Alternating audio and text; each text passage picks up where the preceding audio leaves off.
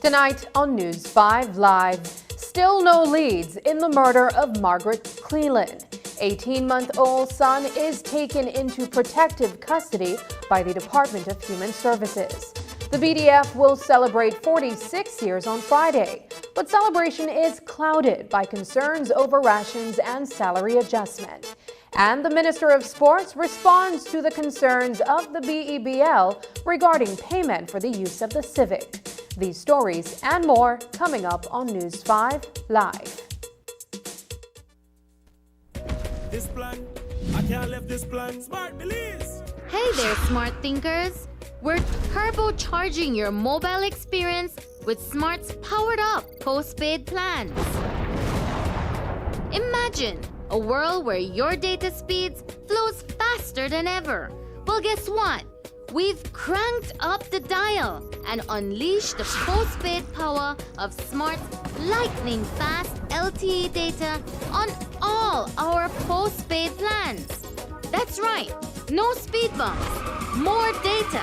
It's like having a limitless highway of data speed at your fingertips.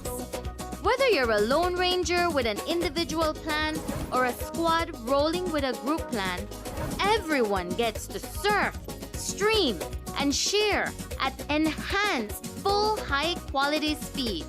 Switch to Smart's powered-up postpaid plans today and ride the wave of postpaid power. Visit any Smart showroom or smart-bz.com for details and make your mobile experience smarter and faster. Smart, bringing people together. I know I can't leave this plan. I can't leave this plan.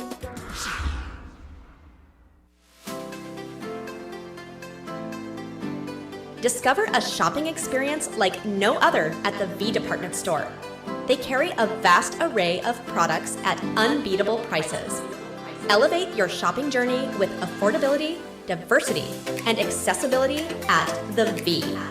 Conveniently located at 1745 Coney Drive in Belize City. Ignite the innovator in you with Dell. Cellular World is an authorized partner for Dell Technologies. Whether you're looking for equipment for personal use or to transform your business, Dell Technologies can provide you with the right equipment to suit your needs.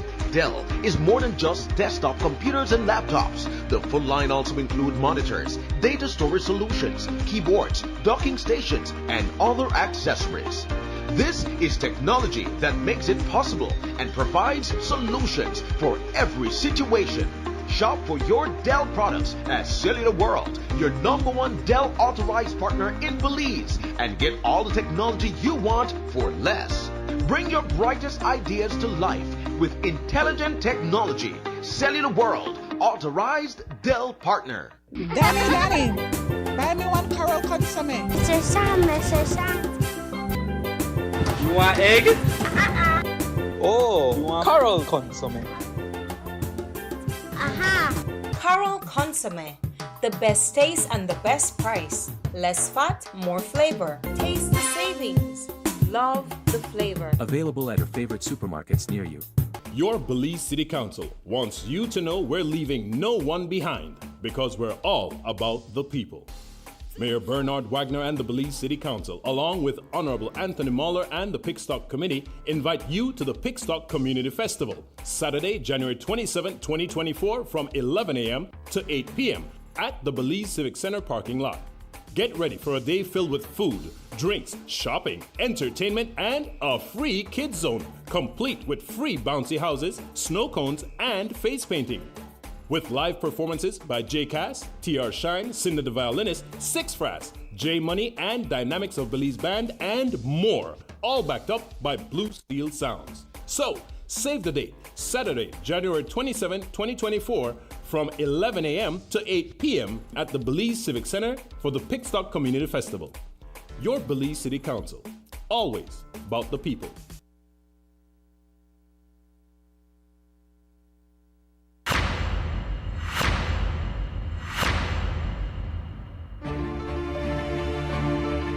If we all don't come together and work together to change the bigger climate picture, these efforts will be in vain. It's right there. I believe that we have something special that is also a secret right now, which is unexplored, undiscovered.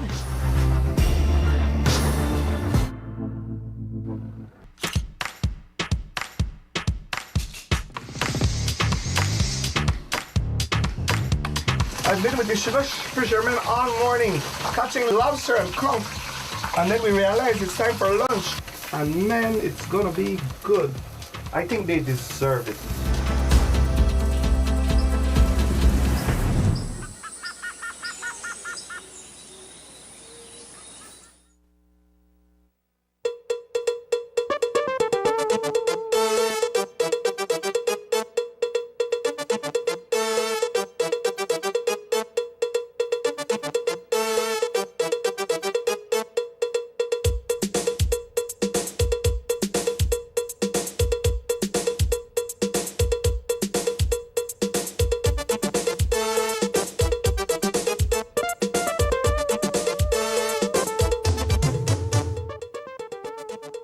Good evening and welcome to News 5 Live for Thursday, January 25th. I am Sabrina Daly. The Belize Police Department continues to investigate the murder of 30-year-old Margaret Cleland that occurred on Tuesday evening in Willows Bank Village.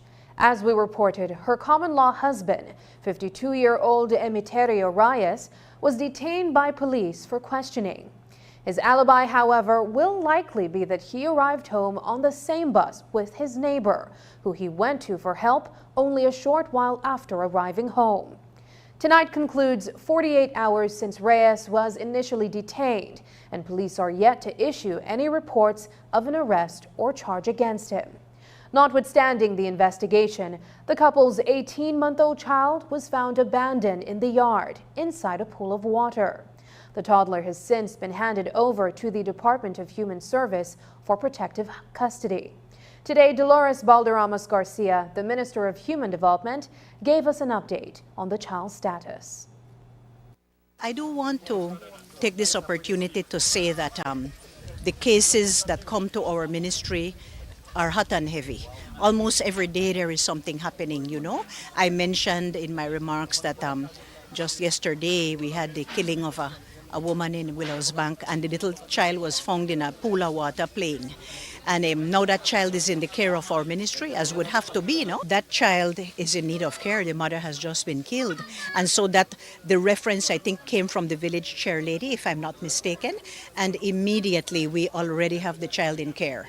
I don't know if it was a boy or a girl, but it was a boy. He was given a bath, he was given clothes, food and everything. And I believe that we have him in foster care with a set of foster parents who have proven that they are good at caring for children. So we have taken immediate action within 24 hours or less, within a few hours, I can say. And 24 hours later, we believe that the child is well placed so that we can offer that protection because the police are still carrying out their investigation. The father was detained, but in the event that he's found not guilty and he's released, what's the process? Would the child be then placed back with the father? Not necessarily. As we would know, the main priority and the main number one mantra of the entire child care system is that we do what is in the best interest of the child, even though the biological father would have first right to that child. We would have to look at whether the child would be safe. I mean, even if the person is not guilty of whatever accusation may come, and we don't even know if that will happen yet. But even if that is the case, what we would do is make sure that the best interests of the child are taken care of. The High Court has found 37-year-old Rodman Welch guilty of the 2020 murder of Shaquem Dennison. On October 12, 2020, Dennison was shot and killed at the Yarborough Bridge in Belize City. Welch, a father of 4, was soon after arrested and charged for his murder. The case was brought before the High Court in late 2023. In October, a voir dire was held to determine the admissibility of an alleged caution statement police claim Welch gave, which incriminated him in the murder of Dennison. His attorney, Orson Elrington, argued that the statement was inadmissible. At the end of the voir dire hearing, Justice Nigel Pilgrim ruled that the statement is inadmissible. And today, Justice Pilgrim handed down a guilty verdict. In finding Welch guilty of the murder, Justice Pilgrim also shared details of the caution statement in which Welch indicated that he shot the victim in self-defense. And looking carefully at that part of his caution statement, Justice Pilgrim said he believed that the motive for the murder of Dennison was due to an old beef. Sentencing for Welch has been deferred for March 26th. He has been remanded to the Belize Central Prison. Oscar Mira, the Minister of State in the Ministry of National Defense, says that reports of a ration shortage within the Belize Defense Force are being done to create mischief. Minister Mira himself, a former soldier, contended that the organization would never deploy soldiers without sufficient rations. He further explained that the BDF has recently undertaken an initiative to supply its soldiers with healthier food options. That is just mischief. The rations have not been cut from the Belize Defense Force soldiers. In fact, if we check the records, the Belize Defense Force is getting more and better quality than what they were receiving in the last 13 years. What we have done, as the Prime Minister rightly pointed out, is that we hired a nutritionist to come and tell us, listen, we are having issues in the Belize Defense Force. It's no secret. We did a study to find out how many of our force was have those diseases like high blood pressure and diabetes, and we found out that we had to change our diet. Now it doesn't mean that we're cutting down. It just meant that we are now doing more healthier meals and making sure that our soldiers are given that opportunity to have a healthy and nutritious meal. The rations that we saw on the media, that was not the ration that was given to that patrol. That patrol, which consisted of 13 men for 14 days, got 14 days ration. The commander, after we made the investigation, the commander had put the rest for safekeeping, which is what they normally do, when they're out in the field. We would never, ever cut down on ration for our soldiers. I have been there. I know how it is. I have walked the border. I have gone on patrol, and we make sure that we have enough. If we say that soldiers walk on their stomachs, yes, indeed, because after a long day walk, we want to make sure that we sit down and have a very good meal. I made sure that I went to check with the ration stores NCO. And the 1033 is there that the commander signed for the ration that is assigned for 14 days. So there was no shortage.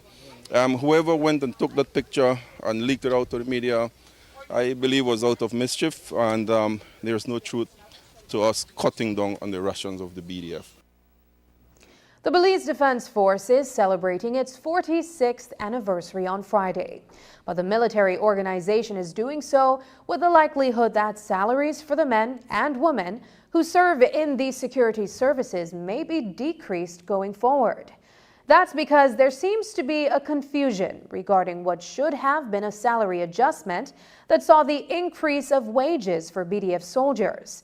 The Ministry of Finance has reportedly flagged the raise as an error. However, the former Minister of National Security under the Barrow administration told reporters that the adjustment was made in an effort to bring the salaries of the soldiers up to par with their counterparts in the Belize Police Department and the Belize Coast Guard. Well, I don't know, because then the paymaster for the BDF said very clearly that the pays were correct and that it was an increase in the salary that we approved in 2019. Because the attempt was to begin a process where you have the Belize Defense Force, the police department and the Coast Guard be on par since they're armed members of the security services. So we did approve that. Then the Ministry of Finance in this government came out and said, well, that was a miscalculation, we made a mistake. But it was not a matter of mistake, we approved that. So why is it that you want to take away monies from them, and what could possibly be the increase? You look at these delegations that travel to Dubai and to basically having a cabinet meeting in Miami, and you're telling me that with all the money that is being spent on certain things, you cannot just leave the defense soldiers with the increase that they got, even if you made a mistake. Just leave the people that haven't earned it. They're one of the least paid people in the security services. They patrol the border. They're in the jungle all day and all night. I mean, so what, even if you did overpay them, even if you came to that conclusion, what is the harm in just leaving that and moving on and making sure at least that they're on par? You don't decrease other people's pay, because what I'm hearing now, that they're going to decrease their pay, not just want it, but decrease their pay to make up for the excess that they supposedly got. Why would they need to do that? Just leave it alone. Up, Minister of Sports rationalizes $5,000 for rental fee per game at Civic. We'll have more details when we come back.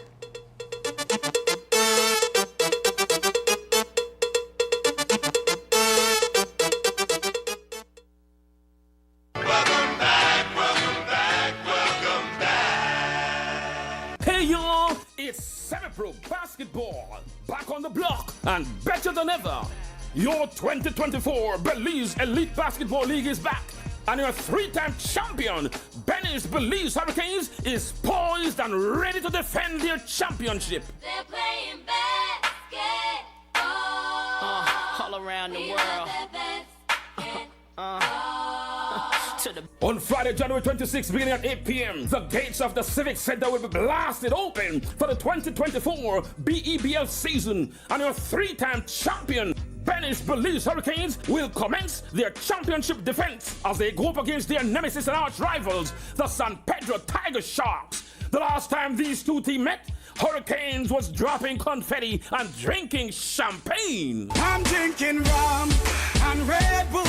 At 8 p.m., the night will kick off with a presentation of all BEBL teams marching at center court, followed by the championship banner rising up to the rafters, and then the presentation of the 2023 championship rings to the Benny's Belize Hurricanes players.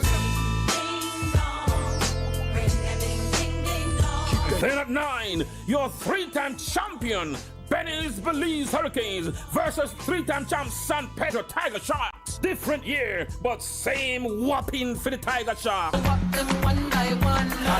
Halftime entertainment by the ever-popular Bossa B Band. When I am Bossa B play. Remember, Friday, January 26th, Belize Civic Center, 8 p.m., Canes versus Sharks in the season opener. One team, one big family. One team, one big family. Sponsors. Yo, respect the city, love the game. Family, Belize Hurricanes. Hurricanes are one big family. It's not only that the BUP has been bad for Belize in central government and all municipalities they control, it's also that the United Democratic Party is serious and ready for the job. In every municipality, the UDP team has been on the ground, bringing the message of hope, hearing the concerns of residents, and fine-tuning the plan to fix what's wrong. In Punta Gorda, the team is led by former Deputy Mayor Franklin Cranca Polonio. In Dangriga, retired Marine Corps Sergeant Hubert Lucas heads the party slate. In Belmopan, seasoned educator Jacqueline Burns is the woman in charge. In San Ignacio, Santa Elena, three-term Mayor Earl Trapp heads the team, which includes incumbent Councillor Bernadette Fernandez. In Benqueviejo, educator Marco Tesocum leads the UDP slate. In Orange Walk, the experienced Enrique Carballo is in charge. In Corozal, it is educator Ricardo Ricardo Ake. In San Pedro, Ambergris, educator and preschool pioneer Wilfredo Alamia, and the Belize City team is led by Dr. Nelma Jones Mortis, with competent and dedicated women and men in all 7 tongues and 2 cities, and the party leadership committed to the nation and people of Belize. The UDP is serious and ready to manage the affairs of our municipalities and country. The time is now. Danny, buy me 1 Carol consomme. Mr. Sam. You want egg? Oh, you want Carol consomme. Aha! Carol Consomme. The best taste and the best price. Less fat, more flavor. Taste the savings. Love the flavor. Available at your favorite supermarkets near you. Desde las áreas urbanas hasta las comunidades rurales, la conexión importa. El acceso a Internet es crucial para continuar el desarrollo social y económico. Es por eso que Digi, nuestra telecomunicación nacional, continúa invirtiendo millones de dólares para expandir sus redes de telefonía móvil y fibra óptica en todo Belice. Miles de usuarios móviles y viviendas, especialmente a lo largo de las carreteras y en comunidades rurales, ahora disfrutan de los beneficios de la infraestructura resiliente de Digi. Nuestra telecomunicación nacional continúa liderando la transformación digital a través de su tecnología avanzada y compromiso a la excelencia. Con Digi Wallet, beliceños en áreas urbanas y rurales tienen acceso fácil y seguro a una amplia variedad de servicios financieros a través de sus dispositivos móviles. Y con el reciente lanzamiento de Digi TV, nuestra telecomunicación nacional se ha convertido en el único proveedor de servicios de reproducción cuádruple en Belice. Clientes ahora pueden ahorrar con nuestros paquetes DigiOne que ofrecen internet residencial, servicios móviles, teléfono residencial y servicios DigiTV convenientemente en un solo lugar. Digi permanece comprometido en brindar acceso a servicios de alta calidad, confiables y accesibles y crear oportunidades para un mejor futuro. Forme parte de la transformación y viva la conectividad como nunca antes. Porque con Digi, la conexión importa.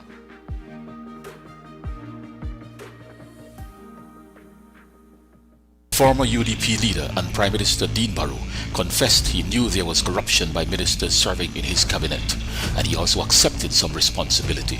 I also have to accept responsibility for the one never with the thief. Could one of those corrupt ministers have been Hugo Pat? The UDP's deputy leader has been summoned to answer questions about suspect land deals days before elections, and Shine is in full panic mode. I have advised certainly my deputy to not answer anything. And it looks like the UDP is protecting its own corruption, or trying to localize, to keep the corruption in a single cell and not have the contamination of corruption spread. I advise you to be careful. Shine is so afraid that he's even threatening the media. And do you want to guess who Hugo Pat's lawyer is? That's right, Dean Oliver Barrow, the former Prime Minister who admitted his ministers were corrupt. Don't even waste time on these fools. Never again for the UDP. In March, in all municipalities, stay on track with the PUP.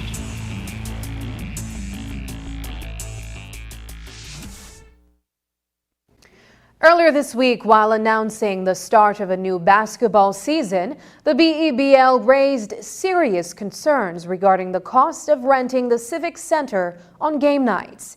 Each team is required to pay for the use of the sporting facility for every night that it has a home game. The cost, according to the various teams, is quite expensive. But the facility needs to be maintained, and to do so, the Ministry of Infrastructure Development and Housing, which superintends the facility, have set the fee at $5,000. So what does the Minister of Sports have to say about the steep expense? That's what he attempted to rationalize with reporters when they caught up with him in Dangriga earlier today. At the moment, remember there was a contract with a foreign company, and that contract expires. And so the Minister of Infrastructure said it's best that he take over the Civic Center because of the high cost. And the Ministry of Sports, member sports is a quasi-government. So government gave them a certain percentage, and it is the responsibility of sports to figure out how they can raise the additional funds that they need. So far, since I became the minister, I don't see any other vehicle how we are trying to raise money. And when we have a game in our facilities, enough funds don't go to the game. So it's basically break even.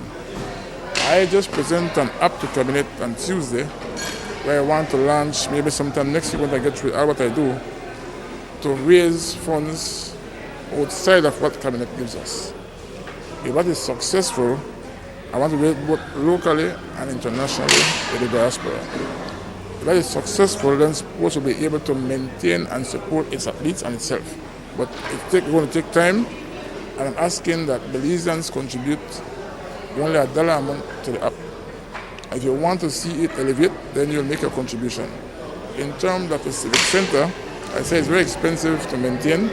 I think the minister had a conversation with the semi-pro basketball, and he told them that he can allow them to work out free every day if they want to, but just the weekend activities is an expense that they have to cover, and so they try to make sure they can cover the money at the weekend and see what they can do as they go along. Ground will be broken in the weeks ahead for the long-awaited hospital in San Pedro. Funding for the facility will come from Taiwan, and it should take around 2 years to be completed. The government has reassigned the location for the hospital to the southern portion of the island, to the island town. And as Belize Rural South Area Representative Andrew Parrish shared, the hospital is going to sit on 4.5 acres of land and will see a state-of-the-art facility completed with helipad, surgical ward, and pharmacy. Secure the location. The designs were taking a little while because there was no designs at all. The contract has been a bit, detailed as per what the OECC from Taiwan requires. So that's important. It's not only that we're holding back, but they also were working along. Remember, it's a grant, so we have to work along with the Taiwanese government as well as it relates to how they want us to do the things. So that has been a delay, but pretty shortly we're going to do the groundbreaking. And yes, we have secured the property as well. It's right behind, up down south of San Pedro. We'll be building it, and it's a nice 4.5 acres, I believe it is. The details I'm getting from the Ministry of Health is that it should be having a full staff of about 250 employees, doctors, nurses, X-ray offices, pharmacists, everything. So it's going to be a full-fledged hospital in terms of a specialized surgical unit, complete with a helipad, doctor quarters as well, because that's another problem is housing. So that is a logistic nightmare that I leave for the Ministry of Health. But certainly it's a big change for us right now. I recall every time when I think of whatever comes to us here as it relates to the hospital, I'll never forget, I believe it was in 2016 when we lost a young lady who was in labor. She died right at the terminal. I never forget that. So that is going to change drastically, including Keycaulker having a direct access to San Pedro as well. That's going to be a big difference because the distance from Keycaulker to San Pedro is a lot shorter than getting to Belize City. Cabinet has pledged to continue its Boost program under the Ministry of Human Development. That decision made today's Cabinet brief. The release stated that the program is an important pillar of social protection for the neediest Belizeans. But was the announcement made as a political ploy to curry favor with voters only 40 days before the upcoming municipal elections? That's what we asked Dolores Balderramos Garcia, the Minister of Human Development, when we caught up with her in Belmopan today. The update on Boost is that it will absolutely continue. But we have to remember that there are criteria to qualify for the Boost. And then if your economic circumstances get better, then you can graduate out of it. Because Boost is really meant to protect the most vulnerable and the poorest in our community. Now, we were reminded in Cabinet that the poverty assessments have been done over the years, and the poverty assessment for 2018 is different from the one that will come out for 2022. Now, if it shows less multidimensional poverty in 2022, that doesn't mean that we'll close the boost, because we will still have elderly and vulnerable people and people with disabilities. So we only gave an update and a review to Cabinet, and government and Cabinet has agreed that we will continue the program. Boost has been around from 2010 and it was started with international assistance, but now the government funds it. And this has been going on and on, so this could never be an election gimmick. The reason why it made the Cabinet brief is that we gave a report to Cabinet on how it is running and the ways in which we will continue to roll it out. Today, fire officials cut the ribbon at a spanking new fire station in Dangriga. Funding for the station was provided by the U.S. Embassy, and the facility consists of offices, amenities, as well as space for 2 full-size fire trucks. Today's ceremony marked an accomplishment of a plan conceptualized 24 years ago, when the location where the station now stands was designated for community development. News 5's Marian Ali was in Dangriga for the opening and filed the following report. 2 years after ground was broken for a new fire station in Dangriga, the facility is finally open. This morning, U.S. Ambassador Michelle Kwan cut the ribbon, along with Minister of Disaster Risk Management Orlando Habet and several other government officials. Habet said that the funding for the facility is the result of good bilateral relations between Belize and the United States. We already got 1 fire station constructed in Belmopan. This is the second here now in Dangriga with a little bit over $1.5 million Belize dollars.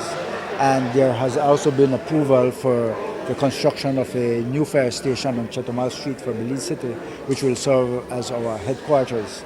And today the ambassador also announced that our approval has already been given for a fire station in San Ignacio.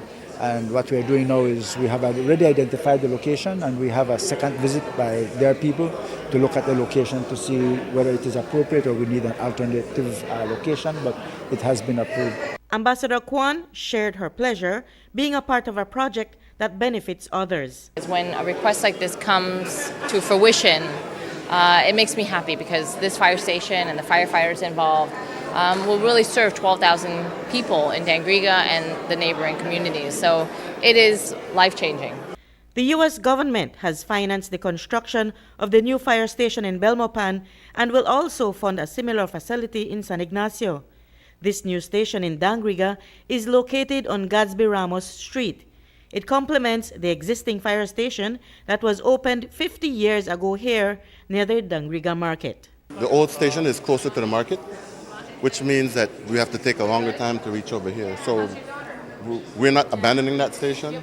We're just going to strategically put 1 truck here, 1 truck there, and have the officers, just in case something happens there, they can coordinate. What we plan to do is partner with NEMO, with a lot of the other things that we do, so that going to the theme of disaster risk management, this is also going to be a hub for us to help NEMO in getting out their goods in case of an emergency. In line with the upgrade, Fire Chief Colin Gillett says that the human element is also receiving attention. Right now we are having an intake of about 70 guys, new persons. They will be spread out all over the country, especially in the areas where we are having the ambulance service, because that's additional work. And the guys in PG are having their own training from another group. There's a lot of people, since we've started the ambulance service, there's a lot of new organizations who want to step in and help. The new fire station will not only serve Dangriga, but also surrounding communities. According to Debbie Jones, a resident who has served at the municipal level, plans for this facility go back over 20 years. I was in the council back in 2000, that's 24 years ago. And it was the vision of Mayor Kashan Nunes at the time, along with his council. I was deputy mayor of the expansion of Dangriga. And so we had this vision, he along with his council had this vision of making this entire parcel of land area here designated for a commercial area of the town. I am happy that this portion of land here remain for this fire station to be built, as was designated 24 years ago. For Mayor Robert Mariano, having the new fire station is a huge plus. It is a step forward from the original facility that serves the rapidly expanding municipality. I was still going to primary school at the Dangriga Methodist School, and I think that the fire chief at that time was Awudai. I could remember it. And soon now, 50 years after that, we have this world-class fire station. It will be a lot of improvement for our fire officers because, as you know, they give their life, they risk their life to save others who are at risk when there's those fires and so on. So having this world-class fire station is a plus for the people of Dangriga. Ambassador Kwan said that the request for another fire truck in Dangriga will not go unanswered. When the mayor requested we need another fire truck, we hear the need, and certainly our Lieutenant Colonel Scott Alvarez, I saw him write it down, and you know he's been an incredible defense attaché at the U.S. Embassy, serving the Security Cooperation Office. So that will go back to us, and it will take some time, and we'll work on it. Reporting for News 5, I'm Marion Ali. Fire Chief Colin Gillett says that on Monday, a fire truck will arrive in Belize through partnership with the Southern Emergency Service in Hopkins, and that vehicle will be stationed in that village along with a firefighter. After the break, we are not going to cry over ripped draft policy, says Miss Minister. But first, here's the weather update with data from the Belize Met Service.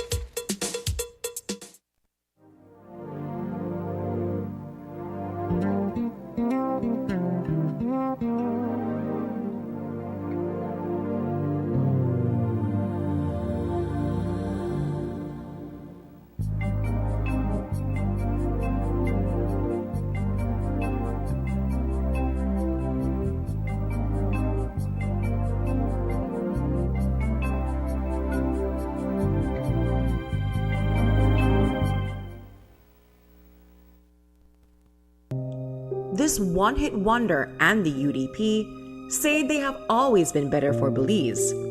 For 13 years, they ignored the people, but now they need your vote. The people know better.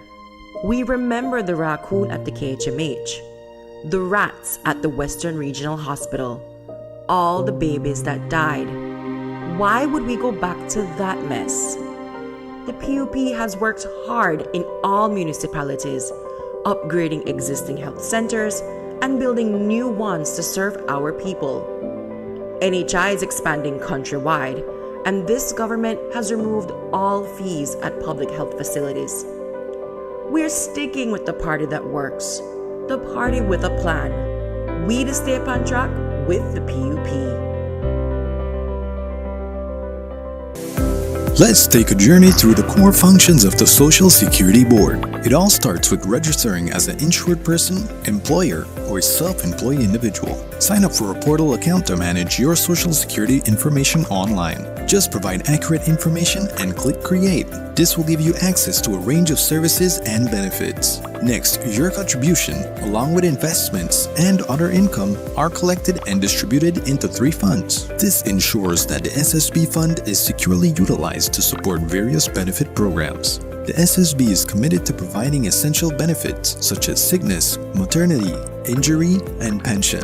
These benefits are paid out to eligible individuals as a part of the Social Security coverage. We help you navigate through life's challenges with financial security. Annual surplus accumulates to grow the fund each year. This surplus is invested into various industries, contributing to the growth and development of our nation. With each passing year, the fund continues to grow due to the annual surplus and interest revenue earned from prudent investments. This surplus, along with reserves, helps to bolster the SSB fund and provide a safety net for those in need.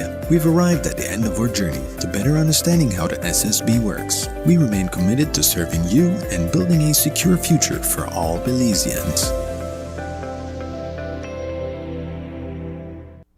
This plan, I can't leave this plan. Smart Belize! Hey there, smart thinkers! We're turbocharging your mobile experience with Smart's powered up postpaid plans. Imagine A world where your data speeds flows faster than ever. Well, guess what? We've cranked up the dial and unleashed the postpaid power of Smart's lightning-fast LTE data on all our postpaid plans. That's right, no speed bumps, more data. It's like having a limitless highway of data speed at your fingertips. Whether you're a Lone Ranger with an individual plan or a squad rolling with a group plan, everyone gets to surf, stream, and share at enhanced full high-quality speed. Switch to Smart's powered-up postpaid plans today and ride the wave of postpaid power. Visit any Smart showroom or smart-bz.com for details and make your mobile experience smarter and faster. Smart, bringing people together. I know I can't let this plan. I can't let this plan. For 3 full years, Briceño and his PUP government have punished Belizeans, taking away our food pantry, cutting school feeding programs, slashing all social safety net programs. Cost of living has gone through the roof with the oppressive taxes they're extracting from us at the fuel pump.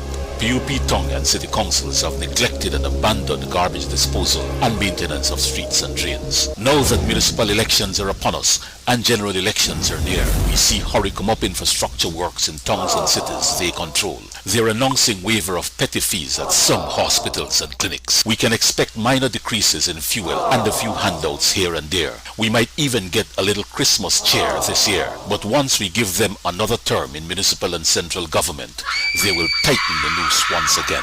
So don't let them fool us this time. We've suffered too much, they have done too little for us, and now it's too late to make it up. It's time to vote them out. It's over.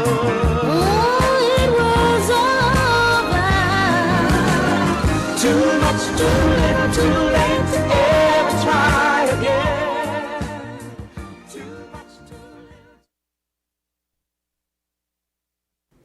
On Wednesday, a video surfaced online showing village leaders from Corazon, San Lucas, and Mabilha ripping up the government of Belize's proposed draft Maya communal land policy. According to the villagers, the proposed changes threaten the livelihoods and well-being of these communities. Their collective cry was for GOB to, quote, respect us, respect our lands, unquote. Well, Minister of Indigenous Peoples Affairs Dolores Balderramos Garcia says she believes those leaders are acting a bit hasty because of external influences. What they tore up was a draft, so we're not going to cry over that. And please, no disrespect whatsoever to those village members, but we honestly believe that they are acting a bit hasty and because of influence that is coming, and one would probably know from where. Now, I can confirm to you that the policy is still in draft stages and that we will be carrying out further consultations. Now, in relation to the extent, when we bring the law, in relation to the extent that a village goes outwards, it is only one of the suggestions and the proposals that we have made that for a small village, for the actual communal land, it can go out, say, at 1 kilometer. But we can increase that. You know, I hope we wouldn't decrease it because it's not a whole lot of space. But for a smaller area, the proposal is that the communal land can extend out 1 kilometer, and for bigger villages, perhaps 2 kilometers or even more. But if you read the policy, and this is why I am saying that there are persons out there who are being irresponsible. If you read the policy carefully, it is saying that the government as a proposal, and we will still consult with you, but as a proposal, we are saying that it can extend 1 kilometer or 2 kilometers, but there is a proviso in that section of the draft that says that government would be willing to provide that amount without further proof of use and occupation. So if you can provide further proof of use and occupation, naturally we have to take that into account. Today we got an update from the Minister of State in the Ministry of National Defense, Oscar Mira, on the status of 50 Belize Defense Force soldiers that are being trained for deployment to Haiti. According to Minister Mira, an official decision has not yet been made, and the government of Belize is waiting for directives from its CARICOM counterparts. In the meantime, a group of soldiers from the Canadian Armed Forces are in Belize preparing those soldiers. Belize Defense Force is always making sure that they are ready for deployment. We are doing training. We have not sent anyone out of the country for training. The training is happening here in Belize.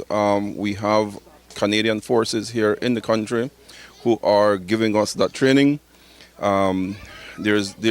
At the beginning, we have a list of 50 personnel. We will train more so that we have a pool of BDF officers who can be deployed to Haiti. But that training is happening here in country. It's not happening somewhere else. There has not been a decision as yet as to deployment to Haiti. CARICOM is still looking, and CARICOM is still deciding when would be the best. We want to ensure that our soldiers are well prepared, that the soldiers that are deployed are well trained, they have all the equipment and have everything that they need before a decision is made. A decision has not been made yet. Commercial bus operators will have to adhere to the regulation that prohibits overcrowding very shortly. Today, Minister of Transport Rodwell Ferguson explained that as part of the upgrade to the bus industry, aside from acquiring new buses, the bus companies will also have to exercise proper rules of the road. Ferguson said that the Transport Department will work along with the police for highway patrols, even at night. In the month of December, more people travel across the country. And so they had enough buses, so they give instruction to say allow the buses to overload until the 4th of January.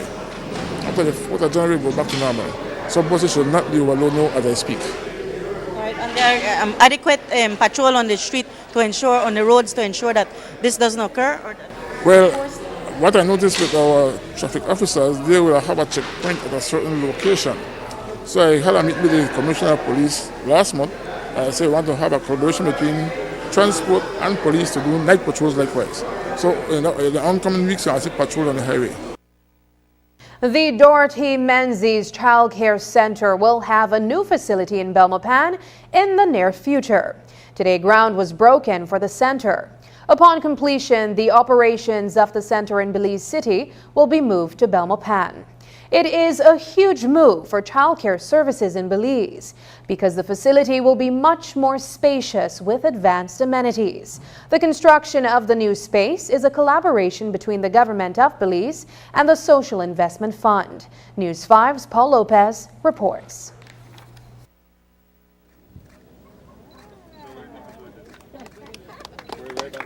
Ground was officially broken today for the construction of the Dorothy Menzies Child Care Center in the city of Belmopan. It is indeed a pleasure, and I'm honored, I'm humbled for Belmopan to have been chosen as the new location for the Dorothy Menzies Child Care Center. A center that caters for our children, and our government is committed in ensuring the safety and security of our children. It is indeed for us a happy moment today to be witnessing the groundbreaking for such a facility. We have been hearing it from a few months ago, from last year, it's coming, and now here we are. According to Minister Mira, the land on which the center will sit on was donated by the city's Reconstruction Development Office. Dolores Balderamas Garcia, the Minister of Human Development, became emotional when she reflected on the investments that Dorothy Menzies made in caring for children throughout her life. I remember way back 20-odd years ago when we named the Child Care Center in Belize City for Dorothy Menzies. The media at the time asked, what is in a name? And who is in a name? And the answer was Dorothy Menzies. I can't say enough about her, and I am emotional. It is an honor to be here today for us to inaugurate and to do the groundbreaking for the center that has been named for such an important lady in our country. We can never forget the input of our private citizens in assisting our most vulnerable children, the children who, as Director of Ceremony says, are wards of state. And Sean and our CEOs can tell you the cases nowadays, and they're coming hot and heavy. Minister Balderramas Garcia says those children housed at the Dorothy Menzies Child Care Center in Belize City will be relocated to Belmopan when the structure is completed. Nardia Garcia, the Chief Executive Officer in the Office of the Prime Minister, stated that the new facility will be able to house some 60 children with access to playgrounds and space to grow and develop. We're laying the foundation for a nurturing and empowering environment where the youngest members of our society can grow, learn, and flourish. The Dorothy Menzies Child Care Center will stand as a beacon of hope, a testament to our collective dedication to the welfare of our children and the future of Belize. The master plan for this site and design will include an administration building equipped with laundry facilities, storage facilities, kitchen area, pantry, dining hall, various office spaces, conference room, computer resource room, and very important, access for persons with disabilities. There will be a female and a male dormitory with bathrooms, bedrooms, activity areas, kitchenette, storage spaces, and staff office space. Reporting for News 5, I am Paul Lopez. When we return, remembering William Dawson 1 year later.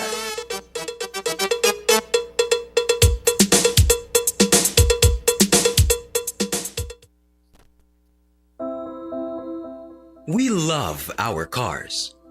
They take us where we need to go and allow us to explore, work, and even make memories. RF&G Insurance prides itself in offering coverage options for you. We are pleased to reintroduce our Super Act policy. Drive with confidence, knowing that you are protected on both public and private roads. Experience outstanding service and reliable protection that is tailored to your budget. WhatsApp us at 670-8700 or visit an agent near you to learn more. Remember, it pays to get it right with RF&G Insurance, a Road Group company.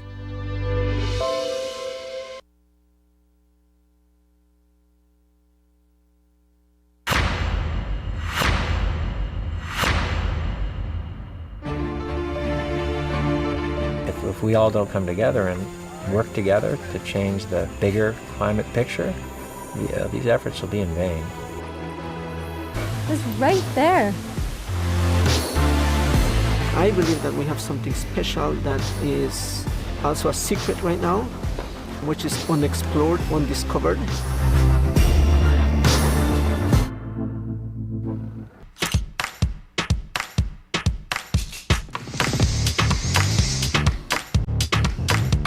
I've been with the sugar fishermen all morning, catching lobster and conch, and then we realized it's time for lunch. And man, it's gonna be good. I think they deserve it.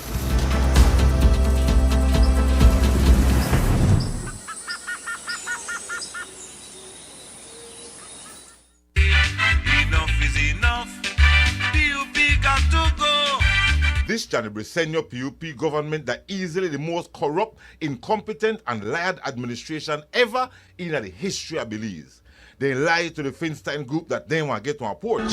They lied to the Get group that they want to get to our port. They lied to the Ashcraft group that they want to get to our port. They even lied to the sugarcane farmers and BSI about resolve the sugar crisis. And they lie every day to the Belizean people about the rising cost of living. Now, municipal elections, they come in a March and they want to try lie their way back in the office again. But this time, the Belizean people set for them like snake. No more corruption, no more lies. Enough is enough. PUP gots to go. UDP, that the only hope for Belize. PUP got to go. People is punished, people is suffer out there, and thousands of people is suffer out there.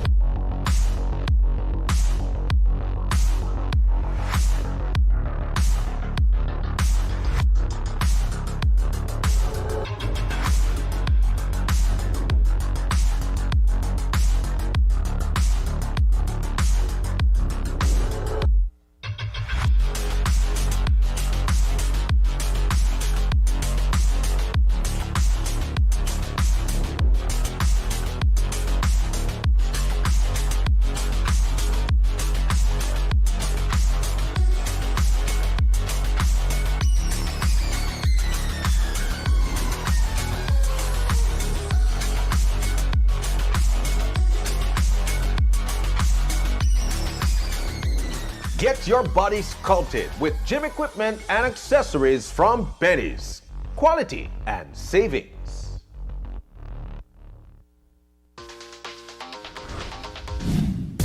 I'm connected. Yo. I'm connected. We're connected. Create the perfect broadband bundle that fits your style with Smart Connect.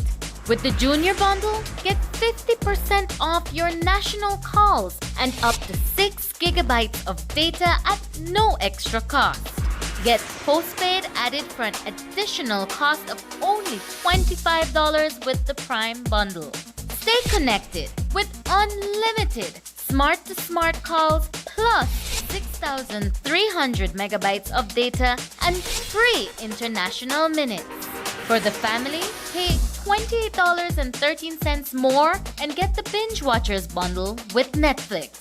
This bundle gives you 4 profiles with unlimited streaming on multiple devices.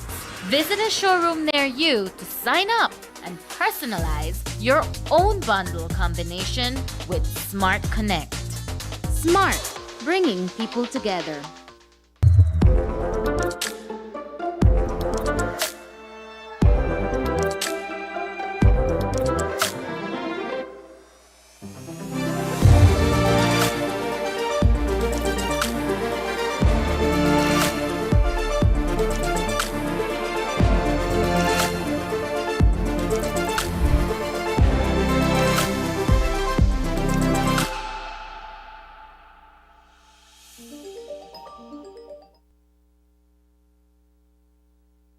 Today marks the first anniversary of the sudden loss of William Dawson, the former chair of the Leadership Intervention Unit.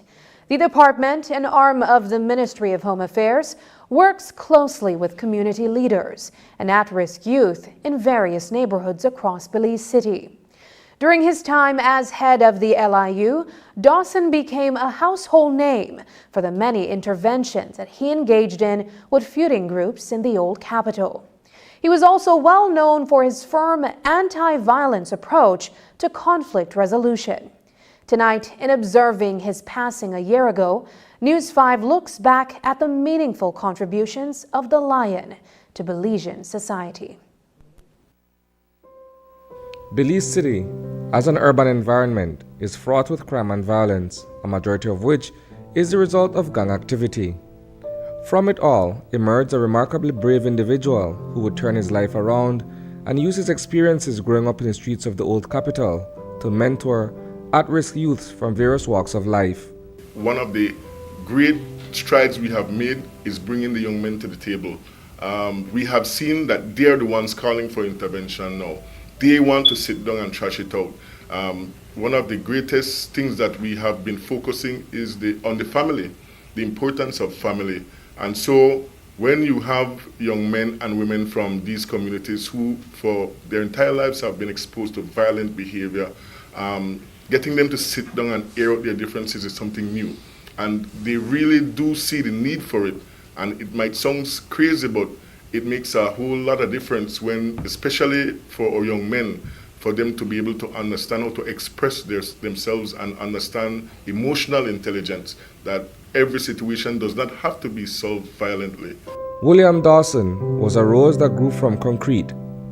His knowledge and skill, having been exposed to the harsh and unpredictable realities of life in underserved communities, made him unique as the first person to head up the Leadership Intervention Unit. The LIU, along with the Department of Youth Services and the Police Department and our other stakeholders, have been working around the clock to make sure that we initiate and build rapport with the different communities. And I must say that it is very warming to hear the community responding in a positive manner as it relates to the minimum criminal activity within this community in particular that we have known has been a hotspot in Belize City.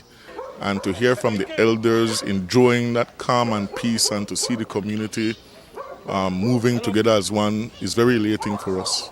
His was a passion for bringing people together in the name of harmony, free from conflict and bloodshed. In his pursuit to make Belize City a better place and returning it to the tranquil haven that it once was, Dawson lost his fight with illness 1 year ago to date. We cannot let the legacy and the vision of Mr. Dawson pass. That is something that we owe it to him, to honor him and to continue with the path that he has led us on, because he's not just a colleague and a brother, he is our leader. He is our leader. And so we have to certainly pick up the pieces as best as we can and to continue, like I said, in the path that he has taken us down, which, like I said, has certainly yielded some very positive results. Since his untimely passing, the University of Belize has established a memorial scholarship in his honor. Several other sporting activities in basketball and football have also been dedicated to his memory. Reporting for News 5, I am Isani Cayetano. On Wednesday, Wesley Methodist Church hosted its 163rd annual meeting of the Belize Honduras District of Methodist Churches in the Caribbean and the Americas. The meeting was attended by nearly 100 delegates hailing from northern and southern regions of Belize, as well as various parts of Honduras. It is part of a week-long conference meant to celebrate the heritage of the church and encourage youth who are enrolled in Methodist school systems to socialize and form bonds through community-building activities. We spoke with Bishop Moses Bengushe of the Methodist Church to learn more about these events. This is the time of the year when the Methodist Church in Belize and Honduras would meet for what we call our annual meetings. And now we're engaged in what we call our conference, which meets every 3 years. And so we have delegates comprising some 100 persons from across the country of Belize and across parts of Honduras, mainly La Ceiba, Roatan, and the island of Utila, who are coming together, and in our annual conference we discuss the affairs of the church, those challenges that we are facing, the vision planning for the next 3 years, the strategic planning that we will engage in, as it will involve work amongst women, work amongst our men, and work amongst our young people. And so we are coming together for this entire week. On the Saturday and Sunday is specifically when we will have the young people's event. And so they will have what we call our young people demonstration on the 2 days, but particularly on Sunday morning, we will engage the young people at Birds Isle and we will march through the streets of Belize City. So we're all excited about this, and we are focusing on, in this conference and for this year, on our heritage, the heritage of the church. So we will be highlighting some of those things, we will be discussing some of those things, and we will also continue to share what it is we can do in order to foster and to encourage the heritage that has been bequeathed to us, and where we can take it another mile of the way. This week, the Ahmadiyya Muslim community is celebrating its 9th annual Jalsa Salana convention in Belize. The purpose of the event is to gain a nearness to God and develop ties of brotherhood within the community. This year, the event carries a theme of peace and will be held on January 27th and 28th.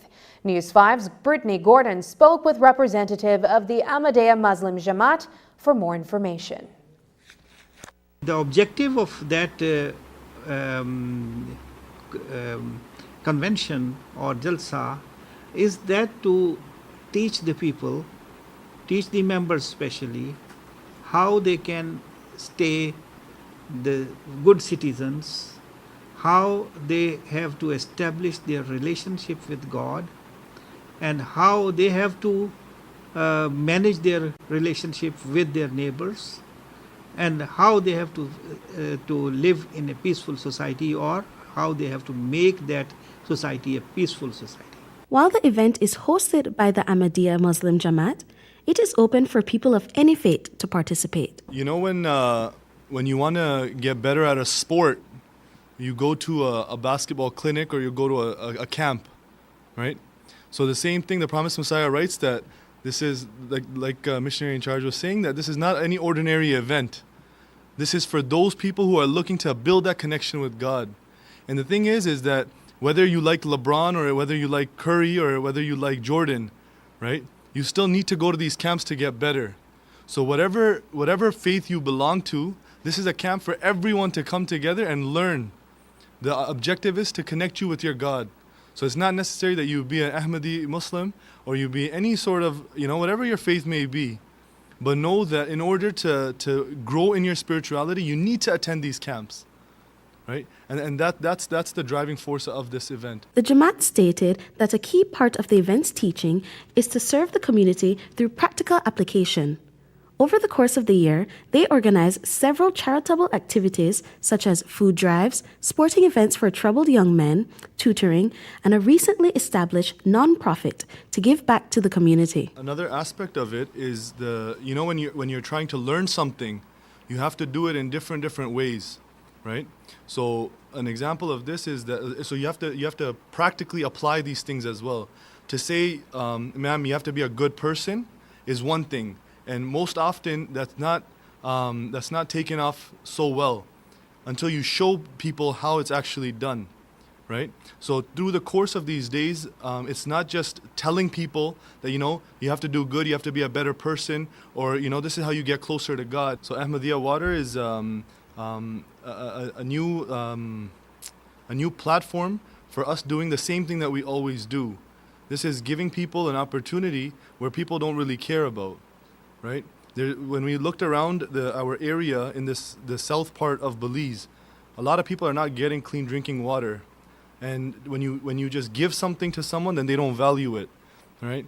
So what we decided to do was to build and to start a reverse osmosis system here. And in that, what we're doing is that all the money and all the proceeds that we're receiving from people who are buying the water, all of those are going back to the community to help people with other initiatives. After Jalsa Salana, the Jamaat is inviting all women of Belize to join as they celebrate the 100th year of their International Women's Organization being in existence. This will be providing books, henna, hijabs to try on, and dinner will be provided for attendees. Brittany Gordon for News 5. Up next, San Pedro traffic congestion, a real problem.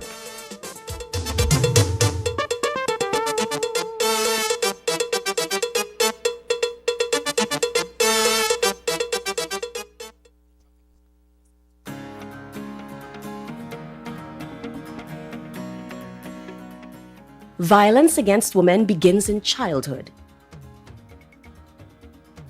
In cultures across the Caribbean, as elsewhere in the world, girls and boys in numerous ways are treated differently from the moment they're born.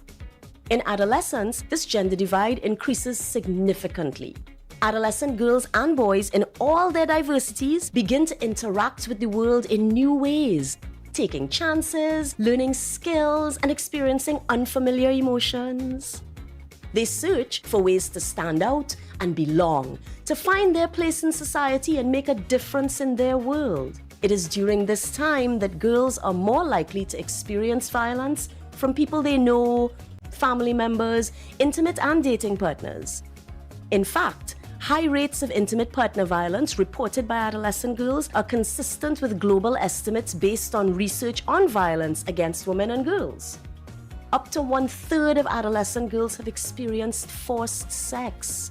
These estimates don't show the whole picture because no one wants to report it. This is shocking. The negative consequences of violence against adolescent girls are well documented and extend throughout a girl's lifetime.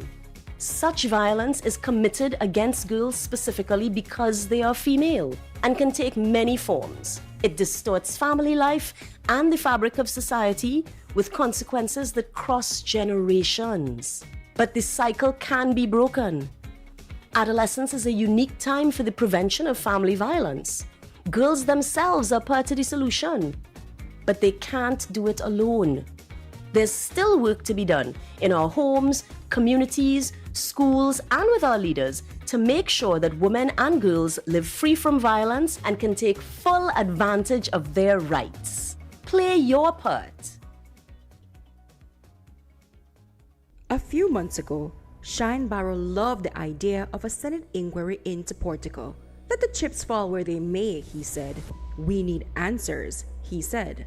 Barrow has proposed a solution, a Senate inquiry to lay all the chips on the table. We're going to push the non-government senators for us to come together and have a Senate inquiry on this matter, where we can bring the Attorney General, past and present. We can bring the Minister of Economic Development, past and present, the Minister of Finance, and his Minister of State presently. Bring them all before the Honorable House and let's get some answers. But now, the Senate wants to question Hugo Pat, the UDP's deputy leader, about some very suspect land transactions involving Portico right before elections. So what is Shine Barrow saying now? He will speak about all those transactions he approved, private land, but that he approved on November 4th. He will speak about nothing because the terms of reference for the Senate inquiry makes absolutely no mention of any land transactions. Tomorrow, I have advised certainly my deputy to not answer anything. What is Shine Barrow so afraid of? Is he panicked that more UDP corruption will be exposed? If Hugo Pat falls to corruption, Shine will be a dead duck in politics. Think about that. The UDP better for Belize? Not now, not ever. In March, in every municipality, stay on track with the PUP.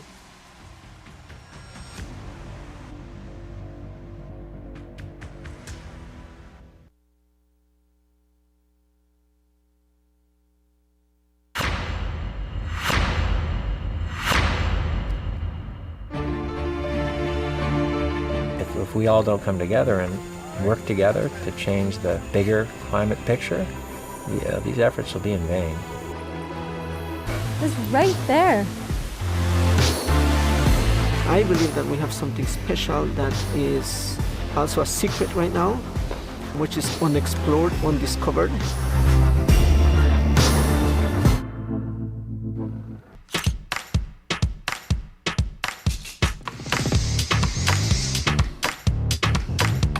I've been with the sugar fishermen all morning, catching lobster and conch, and then we realized it's time for lunch. And man, it's gonna be good. I think they deserve it.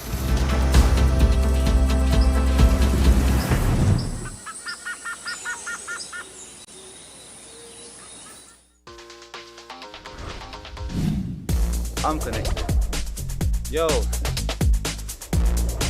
I'm connected. We're connected. Create the perfect broadband bundle that fits your style with Smart Connect.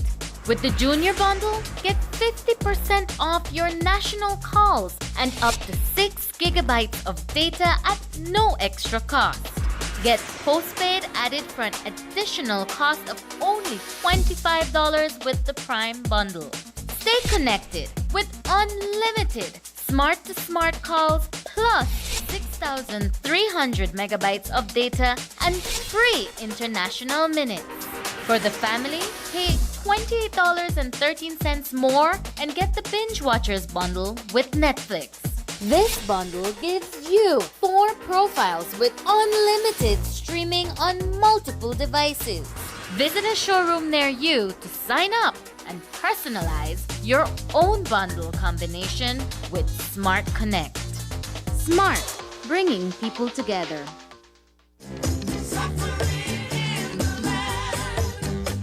After 3 years of neglect, pain and punishment, this sucking PUP government they call now for try buy for we votes for the municipal elections March 6. But the plan simple. We want to take their money and vote them out. After that for we tax dollars where they owe we, then they try trick we win. Imagine they stop the good pantry program where UDP had when nearly everybody made it get. Now they come with one all of a sudden hurry come up pre-election grocery bag gimmick where they intend to stop again right after election. Certainly everybody can get. Do the maths, people. Take their money and vote them out. UDP, the only hope for believers. All them a want them never think say the people would have one day fed up of them. All them a want them never think. For the past 2 decades, there have been concerns over various development projects in San Pedro where questions have been raised regarding the involvement of the Department of Environment in those decisions. Those concerns are finally being allayed with the establishment of permanent offices for the Department of the Environment and Forestry on the island. The offices came about after discussions between the Minister of Sustainable Development, Orlando Habet, and Belize Rural South Area Representative Andre Perez and San Pedro Mayor Wally Nunez.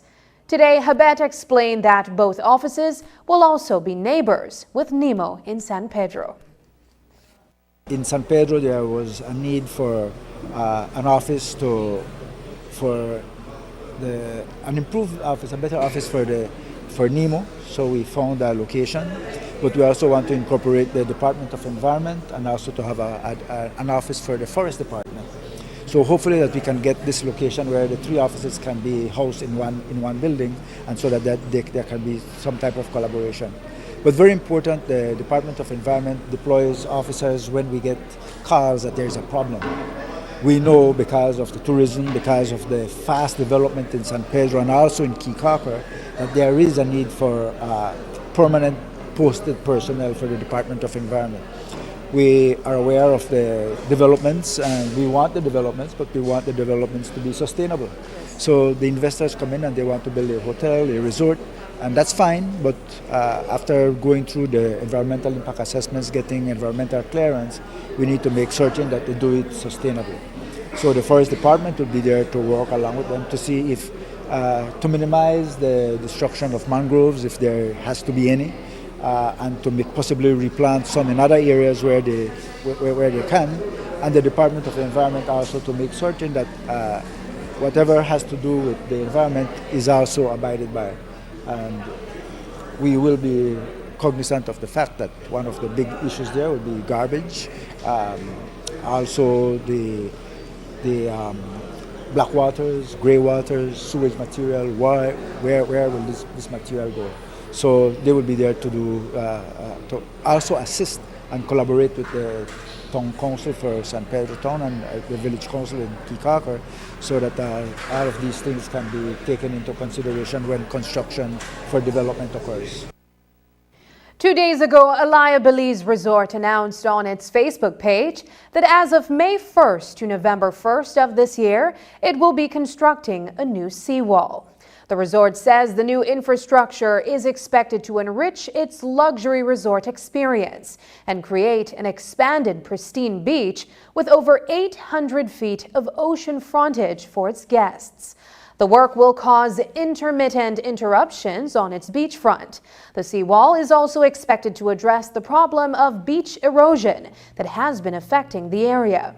And the area representative for Belize Rural South, Andrew Perez, says that if the resort abides by the regulations, they should be allowed to build their seawall.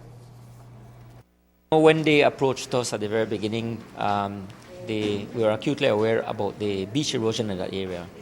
In the case of Mar de Tumbo, it was a beautiful beach. I used to be there when I used to come for vacation. I was not living here back then in the 1980s, college days.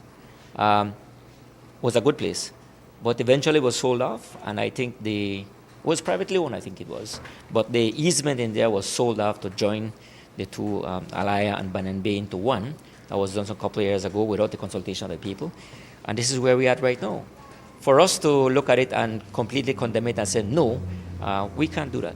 We are elected officials to work along with developers as well. So when they approached us, we told them the most important thing is to follow the procedures that the laws of the land govern, reaching out to DOE, getting all of these things in place, natural resources, mining, anything that they need to do. Once that they are in place, I don't see why I can say that I do not support it. And that's what I told them, get everything in place and we will go by there. We cannot go against what the government, the departments are saying that it needs to be done. But I will tell you about this area here. Since it's being developed, there's no palm trees, nothing, everything is gone.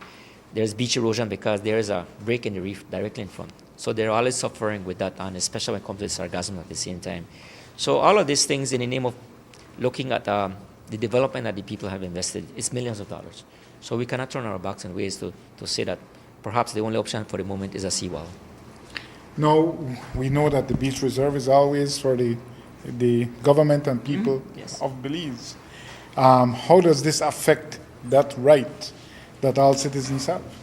No, but no one is saying that people can't walk through that place there. It will still open, and by law, anyone can walk through and stay there. I mean, I haven't heard Alaya say that no one can go there. It's private, no one can walk through that beach. Traffic in San Pedro town can be almost as bad as it is in Belize City, particularly during the peak hours at lunchtime and after 5 in the evening. It is a problem that has been plaguing the town for years, but has been exacerbated by the rapid development on the island. But the San Pedro Town Council has been working closely, along with the Office of the Area Representative, Andrew Perez, to ease the bottleneck caused during those rush hours. Perez explained what they've been able to do and how they will move to continue reducing that congestion. This is where we're working, for example, many things we have to look long term.